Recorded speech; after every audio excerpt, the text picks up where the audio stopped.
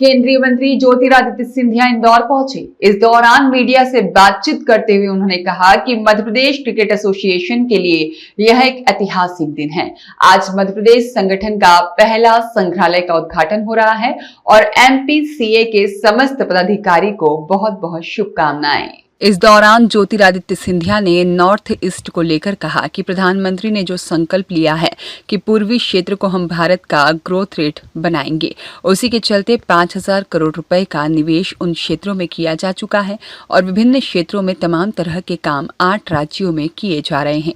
आज विकास दर उन क्षेत्रों में की जाए तो 6% से 7% का विकास दर है और 8 उत्तर पूर्वी राज्यों में 11% से 13% विकास दर है। पिछले दिनों जिसमें 50,000 करोड़ रुपए का निवेश 8 राज्यों में सुनिश्चित किया गया है और मुझे आशा है कि हमारे 8 राज्य केवल भारत के लिए ही नहीं, ग्लोबल साउथ के लिए भी एक नया उदय है।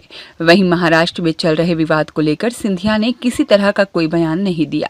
वहीं बिहार में भारतीय जनता पार्टी की सरकार अपनी गठबंधन साथियों के साथ सरकार बनाएगी। उन्होंने यह कहा, जब मध्य प्रदेश क्रिकेट एसोसिएशन का संग्रहालय का उद्घाटन हो रहा है, पहला एसोसिएशन है पूरे देश में जो ऐसी विविधता और इतिहास से सुनिश्चित एक बेहतरीन संग्रहालय का आज उद्घाटन किया जा रहा है।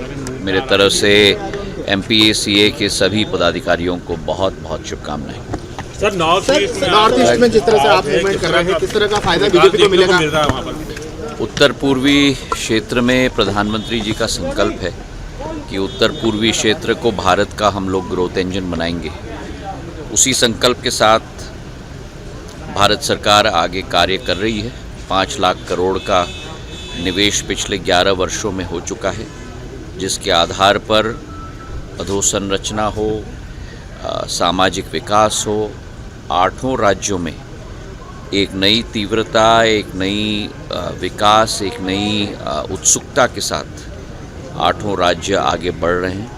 आज विकास की दर अगर देखा जाए तो जहां देश में 6-6.5%, 7% का विकास का दर है, वहीं 8 उत्तर पूर्वी राज्यों में 11 से 13% का विकास का दर है। जो 23 मई को उत्तर पूर्वी राज्यों के लिए निवेश का एक समिट आयोजित किया गया था, उसमें 4,18,000 करोड़ का निवेश 8 राज्यों में, मतलब एक राज्य के लिए करीब 50,000 करोड़ का निवेश सुनिश्चित किया है प्रधानमंत्री जी के आशीर्वाद से।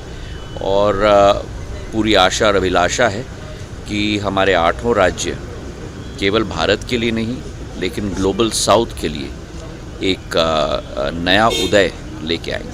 ब्यूरो रिपोर्ट, सत्याग्रह न्यूज़, मध्य प्रदेश।